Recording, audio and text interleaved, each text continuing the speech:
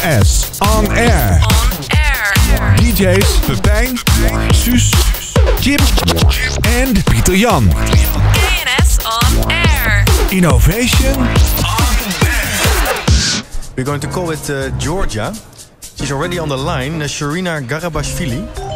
Shorena, are you on the line?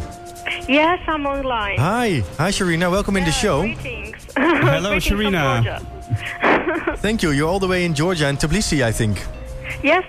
I'm calling from Georgia, and Yes, and you're a project coordinator of the project Democracy Starts With You, and you're working at the Konrad Adenauer Foundation in Georgia. Georgia, Shorena, we have heard that this is quite a spectacular project. Can you say something? What's the project Democracy Starts With You about? okay. So, first of all, let me send some special greetings to Peter, Jan, and Chip. Thank you very much. You can see us in the. If you look at the stream, you can see us. Thank you very much. Yeah, I Did you see work them. with Peter, Jan and Chip in this project, I understand? So they play a special role in our project because they're with the project since the very beginning. And they conduct trainings for our teachers who are involved in the project. So let me say a couple of words about the project. I like the words of your former guest a lot when he said that when you focus on your dream, you get your dream. So in 2008, we had a dream. We at Konrad Adenauer Foundation and Eduardo Frei Foundation, Dutch Foundation, we wanted to do something to create a possibility for civic engagement for youth of three countries of South-Caucasus. That's Armenia, Azerbaijan, and Georgia. And we wrote enormous project and applied for a grant to European Commission, and we received funding for a project called Democracy Starts With You. So what the project does, the project is promoting civic participation of youth from minority and rural areas of the three countries from the South-Caucasus. Our guiding principle is democracy has to experience it, can't be learned from books only. And for this idea, we are training around 180 teachers from three countries, and the trained teachers are conducting the simulation exercises at regional schools from minority and rural areas where kids are able to exchange ideas about civic participation, about civic engagement, and they elect their representative to South Caucasus Youth Parliament. So, Shorena, the project focuses on 16-year-old students, and many schools are involved. Yes. 60 in each country, and also the teachers play an important role in the project because they will be they have the ability to develop themselves, to improve their education and teach new educational methods. Exactly. The thing is that we focus mainly on teachers because they have direct contact with new generation. So we train them on modern teaching methods of civic education in order to transfer the idea to upcoming generations. And we created the Association of Teachers for Civic Education who share this idea with other teachers in the region. And Shorena, what I've seen on Facebook is that the movement of the teachers and the connectiveness of the teachers and the students is enormous. Exactly. Can you say something? Why do teachers and students feel so appreciated in this project and are so enthusiastic? What's your secret? What I would like to say that this is a unique project like this that has been ever implemented in any of the three countries. It unites around 6,000 pupils under one idea, and the idea that if they can be active citizens, they can bring some good for their countries, they can change something for their communities.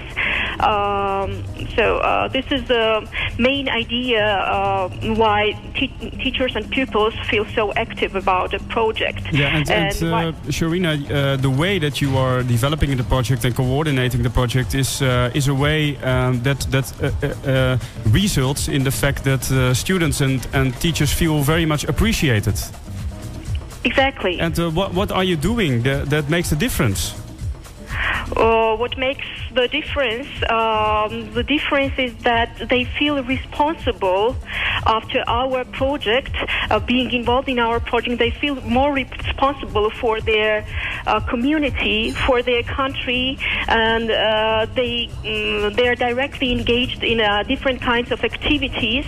Like they joined right after our project different kind of NGOs. They created some local communities, and they are initiating local projects for their rural areas and minority areas, and therefore it had lots of impact. Yeah, so in fact what you're doing is that you really make sure that the students can make the connection in their own local community, and that democracy is not something that is in the sky up there and only for the parliament, but that they can also be politically involved in their own local community.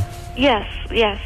So, Shorena, maybe a last question. I can also imagine that such a big project, there must be critical moments in such a project. Maybe can you mention a critical moment that really was like, ooh, now it's up or we fail, you know, something that you really remember? I do remember. I do remember couple of projects initiated after finalizing our project by our school pupils. For instance, I remember that we have one of the schools involved in our project who didn't have a street connecting them to the city. So this is a school in a minority region in the mountains, and it's kind of wooden school.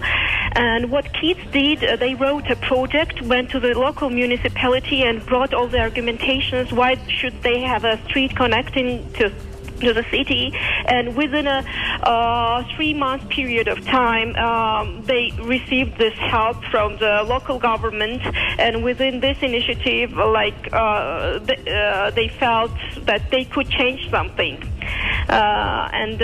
This is just example from one school. There were several examples as well. The local governments helped to construct the playgrounds for schools, or equip them with stationery or equipment like with computers and etc. Initiated after the project. Yeah. Wow, Shorena, I'm very impressed because you had a dream and you realized that you dreamed by putting a lot of effort in it and work so hard on it. But I have another question. What would now be your next dream? Now you are here where you are. Currently, we are having simulation games in schools in Azerbaijan. So each simulation game lasts for 4 days. So where kids are debating, meeting local politicians, journalists, and where they elect their representative to the South-Caucasus Parliament. I hope that Peter, Jan, and Chip will join us on parliamentary simulation in Baku, Azerbaijan. I see 2 smiling faces, so I think you can count on them. I hope so. Yeah. And we are finishing the project in April 2013, and I hope very much that we can find additional funding for sustaining the main components of the project, like Teachers Association and the South-Caucasus Youth Parliament. So I greatly hope that will be great, and we will make sure that there will be a continuation of the project. Yeah, it's beautiful, Shorena. And I also understood that you wanted to request a song, and that that this song is not just a song you want to hear. How did you come to this song? So in fact, we have a Facebook forum of kids. I just asked a question, and so we would like to order this song, like on behalf of the South-Caucasus Youth Parliament. Democratically voted for this song. Exactly. Fantastic. Do you want to announce it yourself? Yeah, so it's Paradise from Coldplay. The Wyke Radio Station. Powered by KNS On Air.